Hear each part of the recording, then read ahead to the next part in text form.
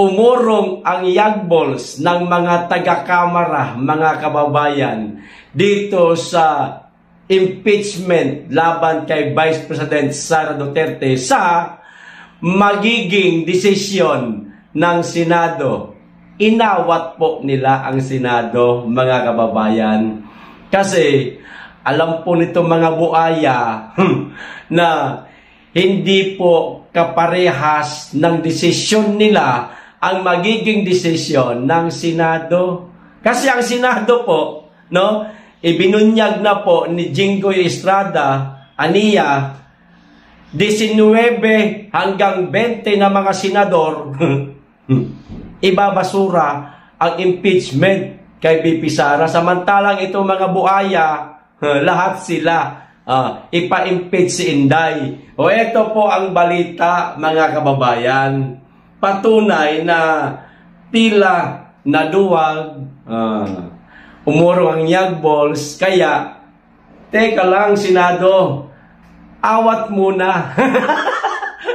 Kasi daw mga kababayan, magmo-motion reconsideration daw po sila sa Korte Suprema, kasi nga mismong ang Korte Suprema binasura na din yung impeachment ni Inday mag-aapila di umano sila ng motion. Ito po ang balita. Kamara, inawat Senado sa botohan ng Sara impeachment. Relax lang, Senado. Magmo-motion pa kami. Awat muna. At habol pa kami sa huling larga. Kahit pa kayo mag-motion, mababasura din naman yan, mga buaya. Iginiit ng Kamara de Representantes sa Senado na masyado pang maaga para pagbotohan ang pagbasura sa impeachment complaint laban kay Vice President Sara Duterte, mga kababayan. Iginiit ng Kamara na masyado pang maaga. Relax lang po. At malay namin, baka kami pagbigyan ng essay itong aming motion. Nananaginip kayo ng gising, mga buhaya. Hindi nyo na iginalang ang desisyon ng Korte Suprema. Kataas-taas ang hukuman yan. Nasaan ba utak ninyo? Nasa talampakan? Kapag kapabor sa inyo ang desisyon ng Korte Suprema, wala kayong imik. Tuwang-tuwa kayong mga buhaya kayo. Dahil hindi pumabor sa inyo, nagpupumilit kayo talaga na matuloy o wag mabasura ang impeachment ni Inday Sara. Mahirap sa inyo Masyado kayong one-sided. No? Merong unang malinaw na desisyon galing pa sa EC, ayaw nyo pang tanggapin. Kinukulit ba kayo ng amo nyo? May panibagong suhol ba? Para kayo mag-apela ng motion for reconsideration? Pinipilit ba talaga kayo? Takot na takot ba talaga yung amo ninyo na magkaroon siya ng matinding katapat sa 2028 sa pagka-pangulo? No. Duwag yung amo nyo. Ayaw lumaban ng patas.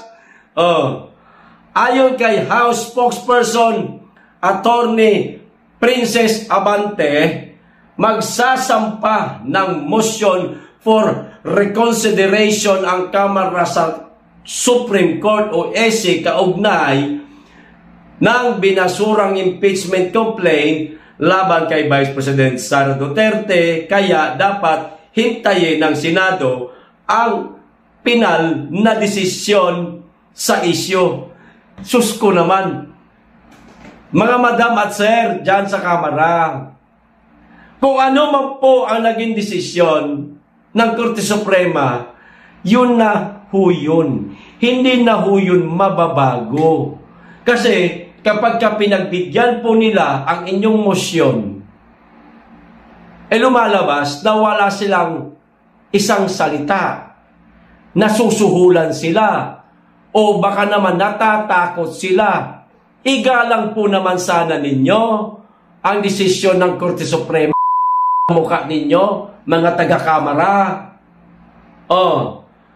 Sheer prudence dictates that the Senate allow the Supreme Court to hear the House in its motion for reconsideration, giit ni Abante, mga kababayan. Sa bagay, si Abante, puro lang naman yung ganyan, mga kababayan.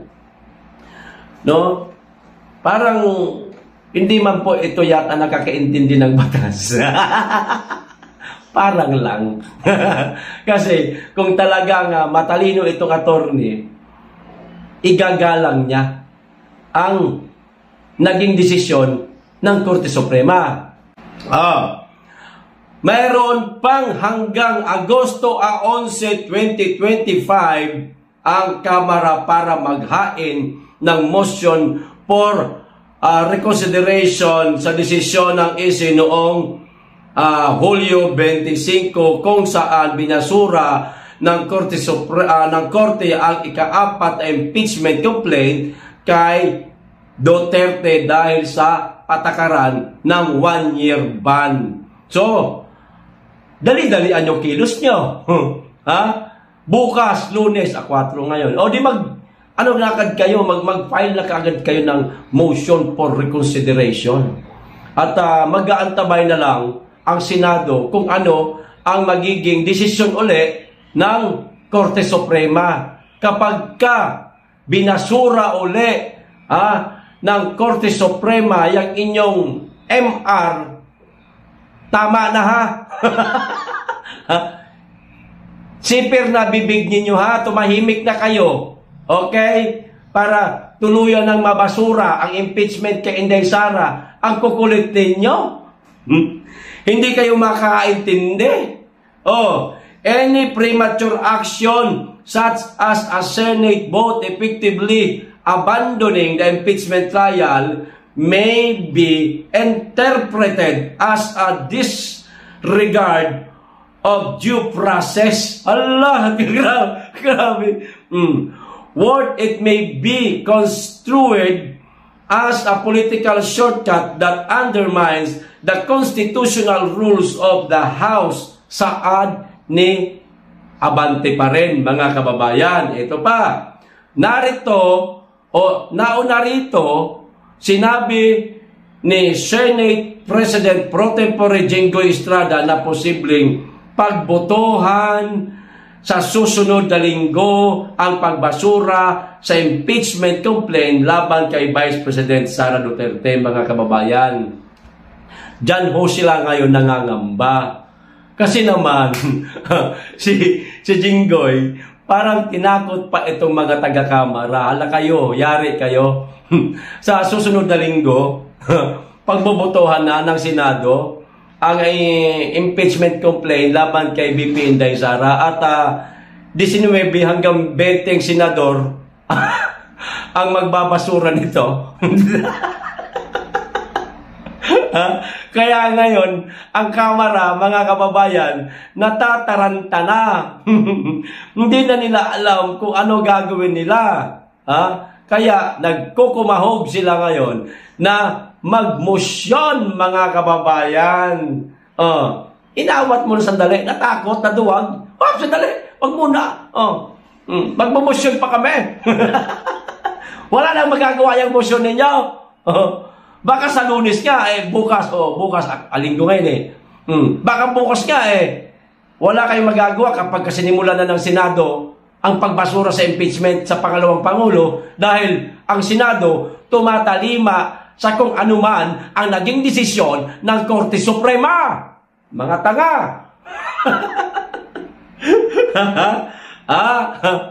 At wala na kayong magagawa. Baka hindi na makahabol yung inyong motion. Tapos ano na naman sasabihin ninyo? Kapag tuluyang tawag nito, tuluyang ang pinagpatuloy ng Senado ang pagbasura sa impeachment kay VP Inday Sara. Mag-iingay kayo sa kalsada. Ah. Wala na magagawa yan sa palagay ko. Parang mag-uunahan na lang ito, mga kababayan, itong Kamara at Senado. Yung Senado, kasi ang Senado ginagalang po yung desisyon ng Korte Suprema.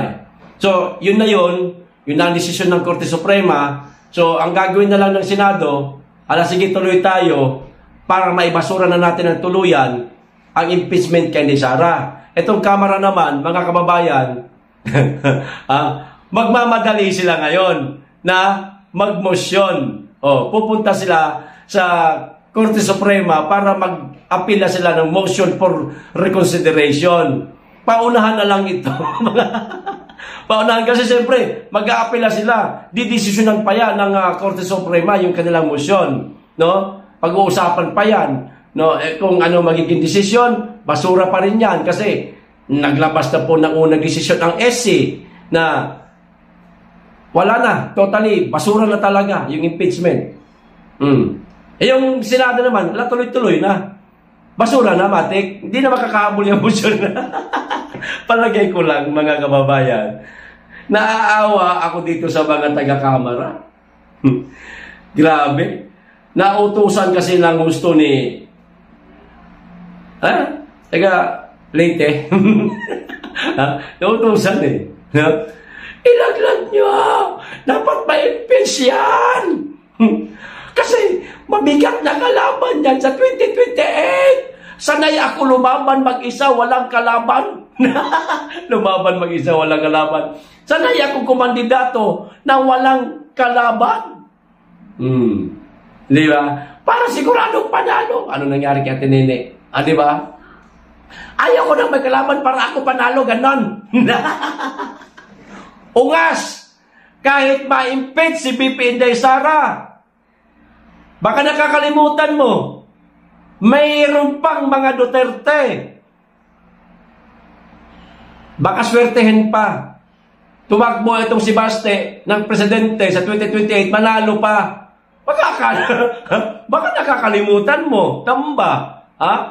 Na marami pang Duterte. Mayroon pa si Pulong.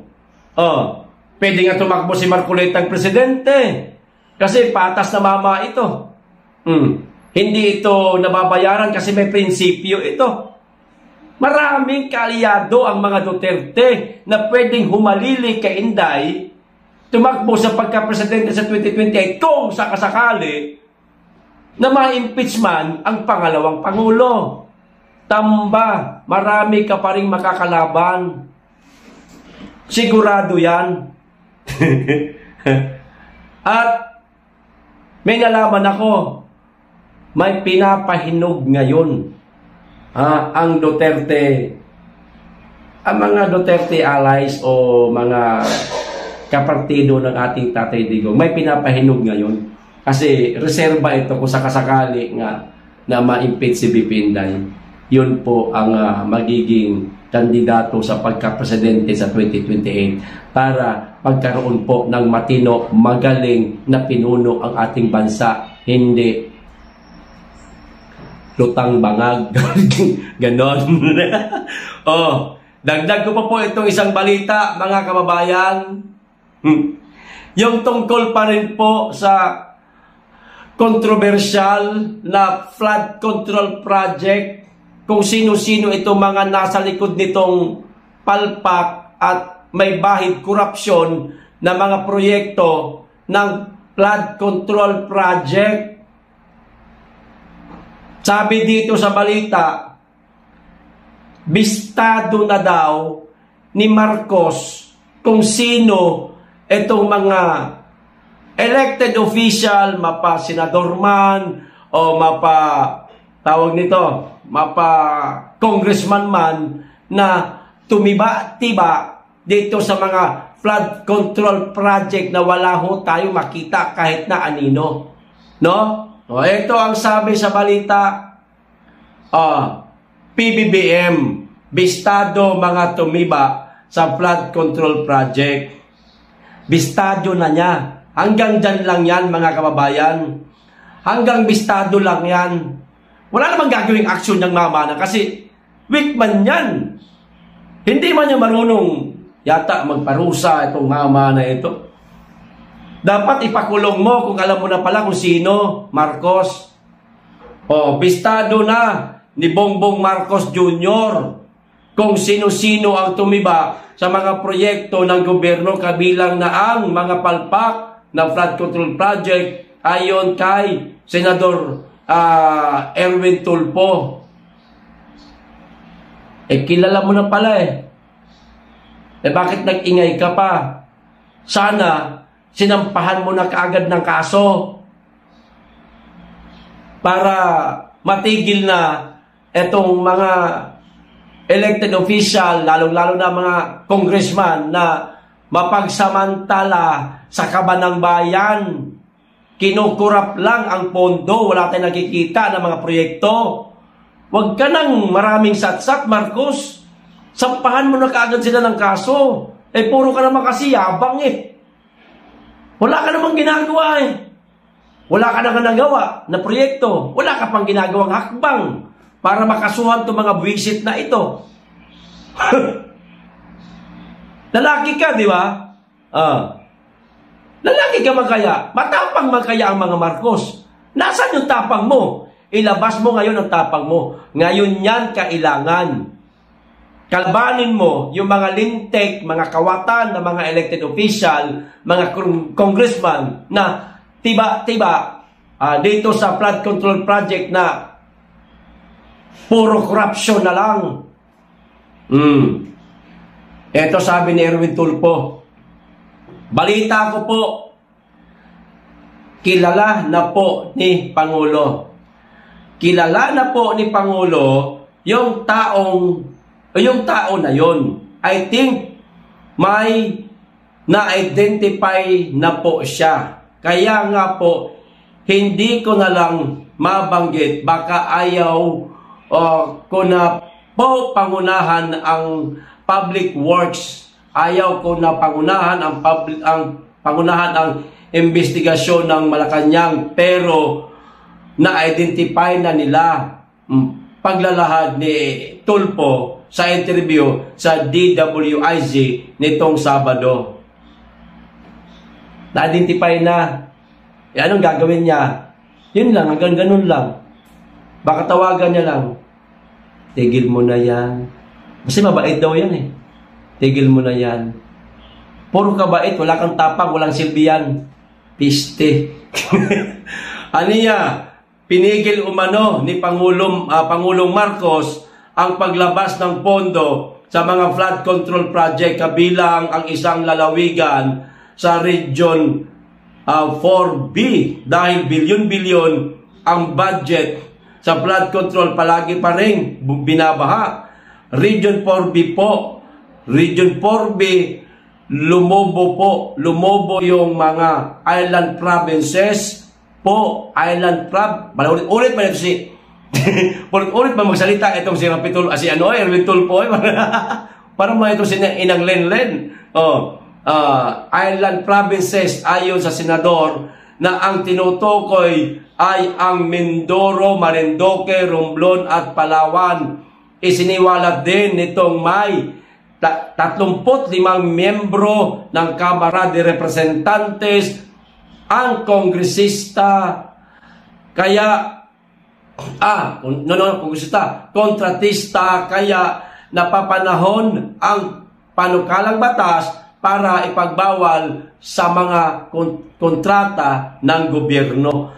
Hindi lang ipagbawal, parusahan muna bago ipagbawal ang mga congressman na gumawa ng sariling katulad niyan, proyekto, flood control. Kasi ginagawang pagkakapirahan ng mga animal yan Ginagawa nilang gatasan yan bago ipagbawal, dapat lang talaga ipagbawal, parusahan muna itong mga nagkamal ng bilyon-bilyong salapi dyan sa flood control project dahil naiipit.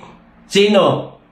Ang presidente natin na inuuto-uto lang Di ba, mga kababayan? Gumanti ka, Marcos.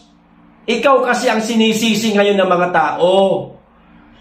Ikaw ang pinagbabalingan ng init ng ulo ng ating mga kababayan na nalulubog sa baha tuwing mayroong malalakas na ulan tulad ng bagyo. Ikaw ang sinisisi. Wala ka daw silbi, wala ka daw kwentang presidente, weak ka daw, inutil, at kung ano-ano pang mga paninira sa'yo dahil yung bahay nila inaabot hanggang bubong yung baha tuwing mayroong bagyo. Kasi ipinagmayabang mo na mayroong 5,500 flood control project, pero walang nakikita ang mga tao. Meron man palpak dahil binulsa ang pondo. So anong gagawin mo? Gumanti ka, gantihan mo yung mga kongresistang kontratista. Ipakulong mo muna yung mga buang na yan, tsaka kayo baguhin na wag na makialam etong mga buaya na congressman sa kung anumang mga proyekto, kundi gumawa lang sila ng batas. Ganon. Ganyan ka sana mag-isip, Marcos. Ano? Kung sinasabi mong magaling kayo na presidente, tinanggi naman ni Tulfo na may senador na kontratista rin. Gayon man, noong 2028, isang senador ang nabunyag na may construction firm at tumiba sa mga kontrata ng gobyerno. Kasabay nito, ibinunyag din ni Tulfo na isang undersecretary ng DPWH ang tinanggal sa trabaho dahil sa pakikipagsabuatan sa mga kontratista. Kaya nga po, narilib po yung isang USEC, yung pinakamayamang USEC sa buong mundo.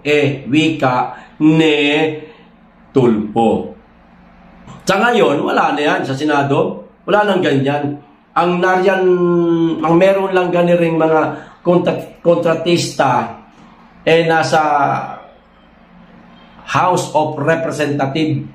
Marami di umano ito sila, mga kababayan. Sana madaliin po ito ni Congressman Rodante Marcoleta at sana mapatawan talaga nila ng batas. Madaliin yung pag-iimbestiga dito, busisiin niyang maigi. Yung bang merong managot, mga kababayan, kasi ganito lang tayo ng ganito, imbestiga lang ng imbestiga. Kung meron mang napatunayan na talagang siya ang may sala, isa sa dyan sa mga kontratista na kongresista, hanggang ganyan lang, kaso lang, tapos mawawala din. Wala. Tatabunan din ng mga issue. No, mabasura yung kanyang kaso, ano pa man yan, ma-dismiss, patatawarin na lang. Walang saysay po. No? Dapat merong managot kasi ang taong bayan, tuwing merong malalakas na pag-ulan, bagyo man yan o hindi, no? Naghihirap po, lumulusong sa bahang napakarumi, yung iba nagkakasakit, may mga bata pa na nadadamay, may mga manggagawang hindi makapasok ng trabaho, gawa ng kanilang bahay, hanggang bubong na ang baha. Naghihirap, nagsasuffer ang ating mga kababayan. Bigyan ng leksyon, kasuhan, ikalaboso, para hindi na pamarisan. Ganon. Ganyan sana ang mangyayari kapag simula na ito ni Senator Marcoleta ang investigasyon sa mga kontratistang kongresista. At ikaw naman, Mr. President, huwag ka namang parang batang grade 1 na kukutusan lang, babatukan lang, wala ka nang imek. Ilabas mo yung tapang mo, kasuhan mo, ipakulong mo yung mga nagsamantala sa kaban ng bayan dahil nadadamay ka. Ngayon, kung gusto mong makabawi, kahit alam naming malabo na, bumawi ka sa tao, kahit ipakulong mo man lang ng yung mga kongresista na sangkot dyan. Yan na lang. Maganda yan. Kahit huwag ka nang gumawa ng mga proyekto, wala na kaming aasahan dahil malapit ka na magtapos dyan eh. 2 taon na lang eh. Oh, baka nga wala na eh kasi malapit na ang filing eh. Pagtungtong ng 2027, wala na. Diba? Kahit yan na lang ang gawin mo. Ipakulong mo yung mga buwisit na mga kongresista na yan. Yan na lang ang hiling namin sa'yo. Huwag ka nang mo na ituloy yung build. Wala naman talaga nagawa. Puro ka lang naman butas, puro ka lang naman, puro ka lang, ano tawag nito? Groundbreaking. Wala naman na itatayo ng mga ospital, paliparan, mga kalsadang malalawak, mahahaba. Wala. Wala. Kahit nga swimming pool sa palasyo, wala ka nagawa. Yan na lang. Hiling namin sa'yo. Ilagay mo sa kulungan yung mga kongresista na mga kontratista. Okay? Sana pagbigyan mo ang tao. Hanggang dito lang. Maraming salamat. Mag-iingat kayong lagi at higit sa lahat, mahalin natin ang Pilipinas.